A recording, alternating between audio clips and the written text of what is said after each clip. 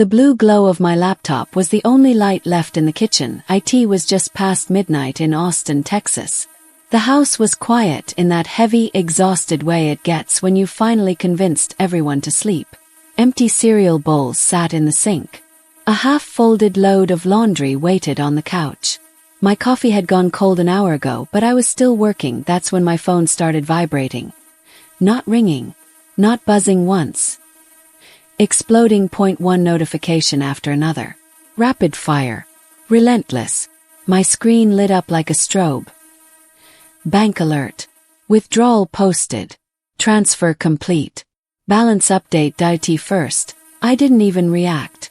I stared at it the way you stare at something that doesn't make sense yet, like your brain is buffering. I actually laughed under my breath.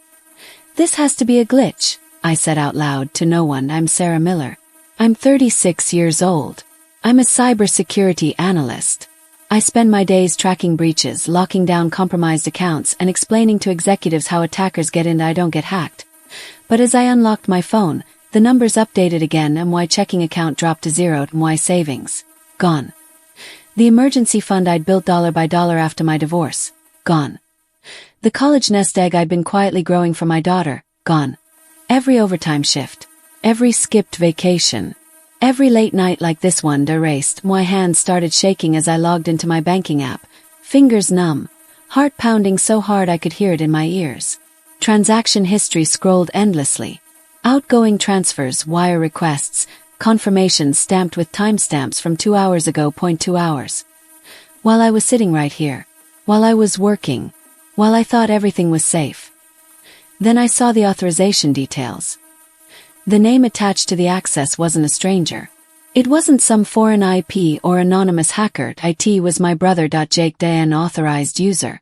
Someone I had trusted years ago, back when family still meant something and adding his name felt harmless. Convenient. Safe. I felt sick. Rent was due in 10 days. Tuition was due in 3 weeks. And somehow, the person who knew me best had emptied my life in silence. The irony hit me all at once. Sharp and humiliating. I secure systems for a living, and I'd been breached by family trust. And before I tell you what I did next, before I tell you what my brother screamed into the phone 2 days later, you need to understand what happened right after I realized everything was gone, because that's when my bedroom door opened. Soft footsteps padded down the hallway. I looked up just as my daughter appeared in the kitchen doorway. Lily, 10 years old, hair tangled from sleep, rubbing one eye with her fist. She was wearing her favorite unicorn pajamas, the ones with the glittery horn and rainbow mane that had already been through the wash 100 times. "Mom," she said quietly, "why are you crying?" I hadn't even realized tears were running down my face. I tried to wipe them away fast, instinctively, like parents do, like if we hide it well enough, the fear won't spread. "I'm okay, sweetheart," I lied. "I just work stuff." She stepped closer. Her gaze dropped to my phone, still glowing on the table. The bank app. The red numbers. She didn't look confused. She looked focused. Very calmly, she said, "Don't worry. I handled it." I blinked at her. "You handled what?" She climbed into the chair across from me, legs tucked under her, unicorn pajamas glowing under the laptop light. For a second, the contrast was surreal. This tiny kid in cartoon sleepwear sitting across from a grown woman whose entire world had just collapsed. "What do you mean you handled it?" I asked, my voice breaking despite myself. She tilted her head. "The money thing." My heart sank even lower. Sweet, impossible child logic, I thought. She doesn't understand yet. She's trying to help. But then she added, almost casually, "It's frozen. Mostly." I stared at her. And before I explain what she meant, before I explain how a 10-year-old did something I missed, I want you to pause for a second. Tell me something in the comments. What time is it where you're watching this right now? Because wherever you are, I promise you, what my brother screamed down the phone 2 days later was something none of us will ever forget, and why brain split in two. Socianalyst in me snapped to attention. The mom in me panicked. "Lily," I said slowly, carefully, "tell me exactly what you did." She shrugged like this wasn't a big deal. "I was playing my game," she said, "and your phone buzzed." Blah. Like when it's bad bad. That hit me in the chest. Because she was right. I'd taught her that. Over the years, in small moments, rides to school, bedtime talks. I'd explained what scams looked like, what alerts meant, why grown-ups sometimes miss things when they're tired. She continued. I saw the bank text that said, new device added. That's bad, right? Yes, I whispered. That's very bad. So I tapped it, she said. And it said if you didn't do it, press the red button. My breath caught. The emergency freeze, she'd memorized it. I pressed it, Lily said. Then I reported the phone that did it. And I locked it. I grabbed my phone with shaking hands and refreshed the app. There it was. Temporary hold applied. Suspicious activity under review. Outgoing transfers paused. 1 transaction sat at the bottom. Pending. Not completed. If that final transfer had gone through, everything would have been gone. Everything. I sat back in my chair, dizzy with relief and something else I didn't want to name yet. Shame, a cybersecurity analyst saved by her kid. I also did the map thing, Lily added. The what? I asked. The map thing. You know. Find my. She reached for my phone like she'd done this 100 times and opened the location screen. 2 dots glowed on the map. 1 was us. Austin, Texas. The other wasn't. I wasn't even close. Uncle Jake said he was in Dallas, she said matter-of-factly. But his dot was somewhere else. So I thought someone was doing something bad. I laughed then. A short, broken sound that turned into a sob before I could stop it. I pulled her into my arms, unicorn pajamas and all, holding her tighter than I ever had. Pride flooded through me. And humiliation. And awe. Every lesson had landed. Every warning had stuck. And while a grown man had betrayed me, a child had protected us that night. Most of the money was saved. Not all, but enough. Enough to breathe. Enough to fight. And 2 days later, when I finally called my brother, he didn't apologize, he screamed. And that's where the real story begins. The shock didn't fade the next morning. It hardened. First, the anger had been wild, panicked, unfocused, bouncing between disbelief and grief. But sometime after sunrise, after Lily ate her cereal in silence and asked too politely if we were still going to school, it sharpened into something else, clean line, bright. Precise. I kept replaying the moment years ago when Jake had helped me. I'd just gotten divorced. I was drowning in debt, juggling daycare costs and student loans, barely holding my head above water. He'd fronted a security deposit so Lily and I wouldn't have to move in with strangers. I remembered crying in his car. Remembered saying, I don't know how I'll ever thank you. He'd waved it off. You're my sister. That was when I added him as an authorized user. Gratitude disguised as convenience. A safety net that turned into a loaded gun I'd handed him myself. And forgotten was there. I never removed him. Life got better. Got promoted. I rebuilt. He drifted in and out, always with an excuse. Always just on the edge of stability. Now I watched Lily tie her shoes and finally ask the question she'd been holding in all night. Mom, are we going to have to move? I knelt in front of her and held her hands. No, I said, with a steadiness I didn't yet feel. We're going to be okay. And I meant it. Because fear was done. Investigation mode clicked on. Every skill I'd ever used to protect companies that didn't love me back, I turned inward. Logs, timelines, permissions, access points. I mapped the breach the way I would any other incident. And beneath it all, a question pulsed like a warning light. Do you try to forgive family later? Or do you make sure they can never hurt you again? That afternoon I was on a video call with Megan, a coworker I trusted, the kind who notices patterns before alarms go off. Lily sat at the dining table nearby, drawing comics, humming softly to herself, and my phone lit up with an unknown Texas number. I almost ignored it. Something told me not to. The moment I answered, Jake's voice came through. Raw, frantic, and furious. What did you do? He shouted, no apology. No explanation. You froze everything, he snapped. You need to undo it. Now. Jake, I said evenly. You emptied my accounts. You don't understand, he said, breath ragged. You just messed things up. For who? I asked. There was a pause. Then his voice dropped. For all of us. That word, us, set every alarm off in my head. You're involved with someone else, I said. They're not someone you want to mess with, he shot back. They'll come for you too. You and that little girl you're so proud of. I looked across the table. Lily was still drawing. Something cold and furious settled into my bones. I spend my nights tearing apart malware written by people who think fear is power, I said quietly. What you did made things worse, not better. You just signed your own eviction notice, he hissed, and hung up. The screen went dark. Megan stared at me from the laptop. I caught most of that, she said slowly. And Sarah. He just admitted enough to hang himself. That was the moment the story stopped being about stolen money. We moved fast. I documented everything. Timestamps, device IDs, transaction paths, the exact wording of his threats. Megan made a call. Then another. I consult with a financial crimes task force, she said. If you do this, it becomes a case file. Are you ready for that? I glanced down the hallway. Light glowed under Lily's door. If blood is supposed to be thicker than water, I said, what does it mean when it's the blood that's poisoning the well? Put me in touch with whoever you trust, I said.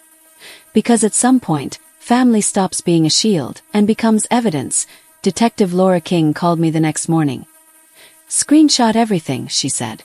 Don't confront him again. People like this escalate when they feel cornered. She'd seen it before. Fraud that starts as borrowing from people who love them. That night, Lily showed me her comic point 2 timelines. On one side, past Uncle Jake, smiling, holding her on his shoulders.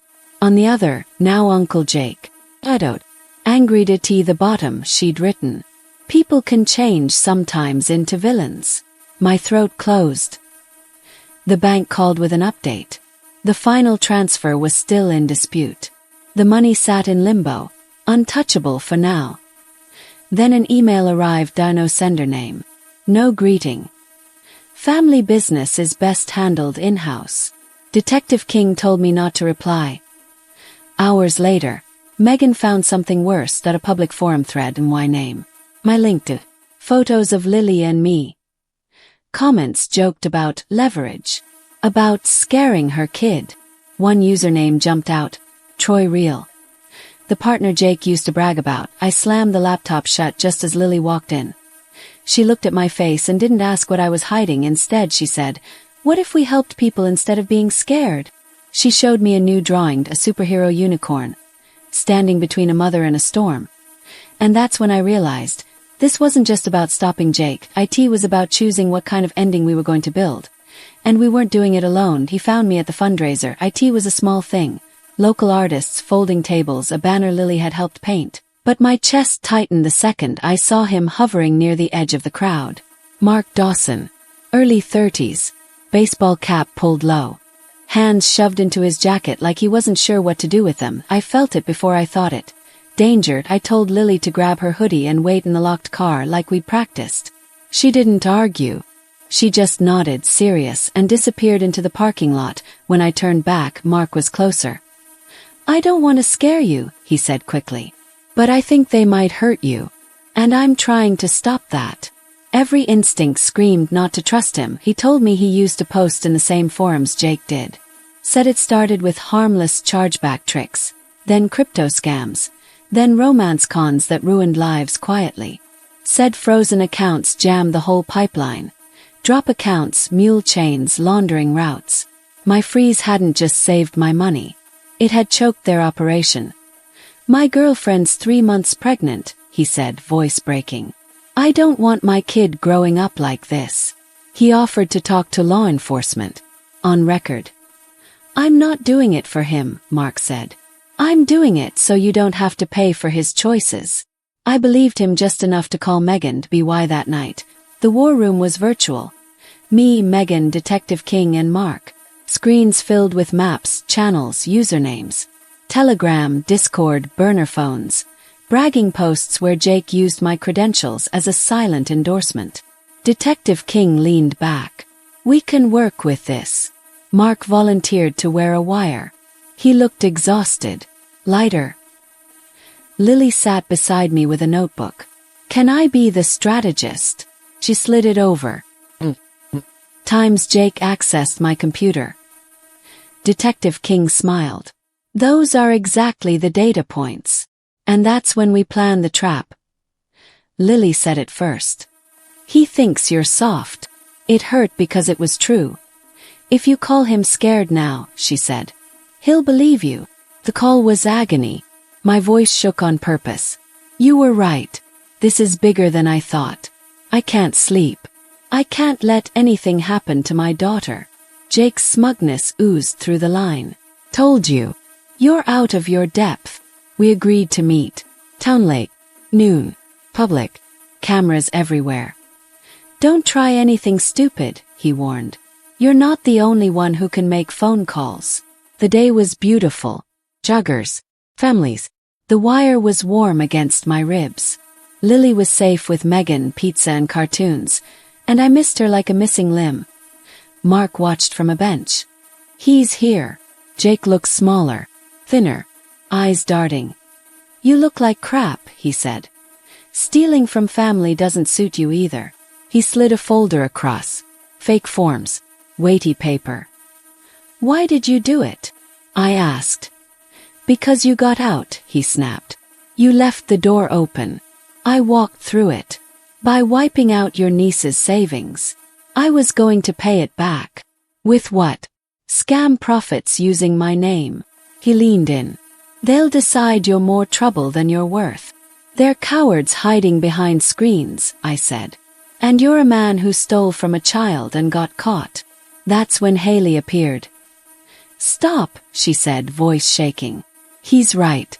You are a coward. Jake froze. You were supposed to stay at the motel. I wanted to see if you'd lie to her face, she said. You never said there was a kid. You spent the deposits, he snarled. They're watching you, Haley told me. But they're not the only ones. Car door slammed. Jake grabbed her arm. Detective King's voice cut in. We've heard what we need. Step back, Sarah. Hands moved fast. Jake shouted. Haley cried. Mark exhaled like he'd been holding his breath for years. And for the first time since the breach, I felt something like peace. Because the case wasn't just built, IT was closed. The officers moved all at once, plain clothes, no sirens, just sudden motion from 3 directions like a net snapping tight. 1 second Jake was mid-sentence, jaw tight and eyes darting. The next there were badges flashing in the sunlight and sharp, practiced voices cutting through the park noise. Police. Don't move. Hands where I can see them. On the ground. Now. Jake bolted. IT wasn't smart. It wasn't fast. It was pure panic. He made it maybe 6 steps before someone clipped his shoulder and he stumbled hard, gravel scraping his palms as he went down. The sound echoed off the water. Shouts, shoes pounding, a jogger gasping nearby as reality slammed into the afternoon. Mark stood up immediately. Hands visible, exactly like he'd been told. He didn't say a word. He just nodded once, eyes closed, like he was letting go of something heavy he'd carried too long. Haley froze. She didn't run. She didn't scream. She just stood there, eyes wide, body locked in place like a deer caught in headlights, arms hanging uselessly at her sides. Detective King approached Jake calmly, like she'd done this 100 times, which she had. She knelt, secured his wrists, and began reciting his rights in a voice so even it almost sounded gentle. Jake twisted his head and found me. For a split second, everything went quiet, no shouting, no commands, just us. You did this, he spat. To your own family. I didn't raise my voice. No, I said. You did this to yourself. I just stopped you from doing worse. Something broke then that he didn't curse. He didn't argue, he screamed. Not words, just raw frustration ripping out of him, a sound that bounced off the lake and made people stop and stare. Officers lifted him to his feet and guided him away as that sound faded into breathless, empty noise. Weeks later, Lily watched a short news clip on my phone. Just a few seconds of handcuffs and blurred faces. Why was he yelling like that? She asked. I kissed the top of her head. When people finally meet consequences they never believed would come, I said. It's not remorse that shows up first.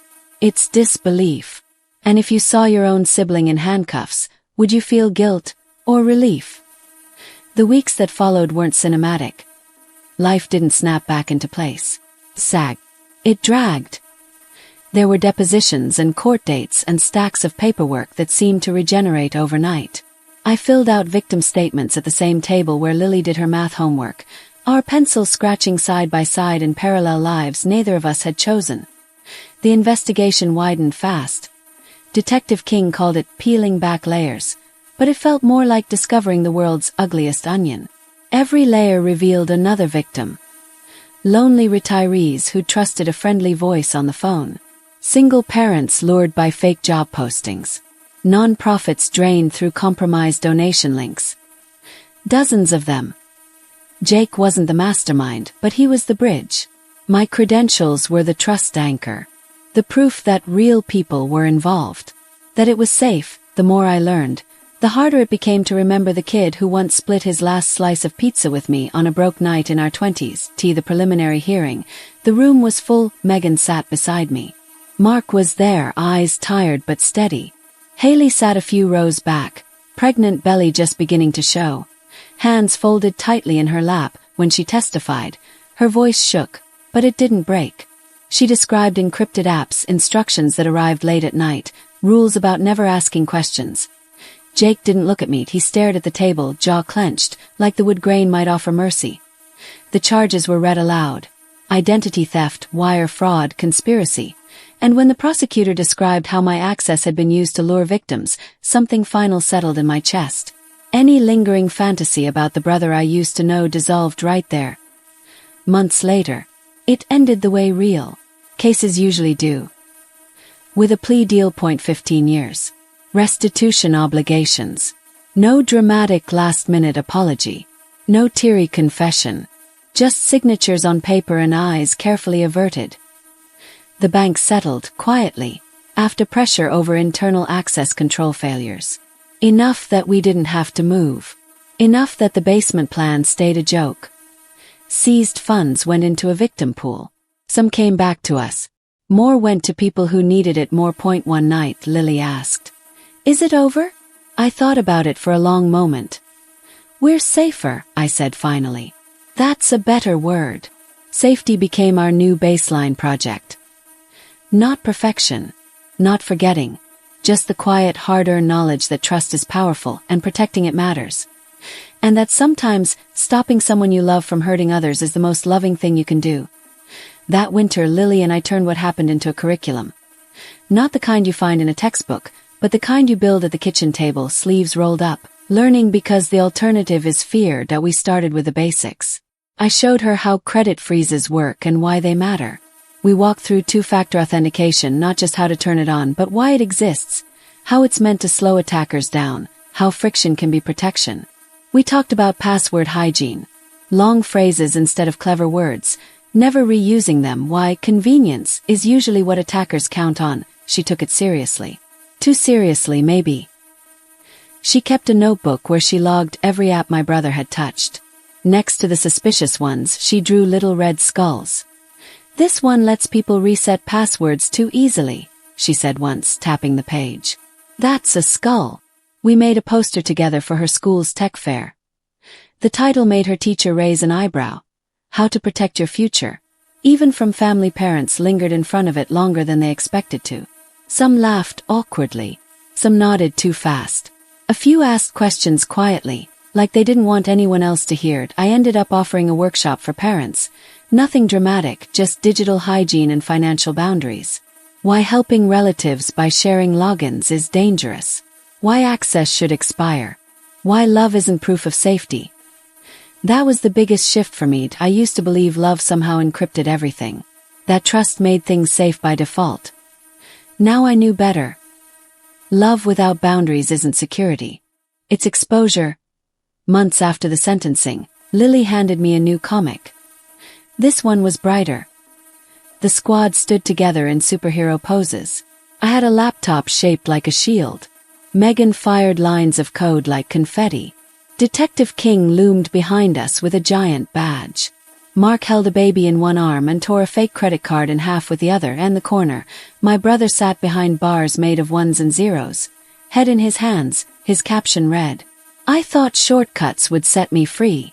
Underneath it, Lily had written, "But real freedom isn't built on someone else's ruin." She looked up at me. "Do you think he'll ever say sorry?"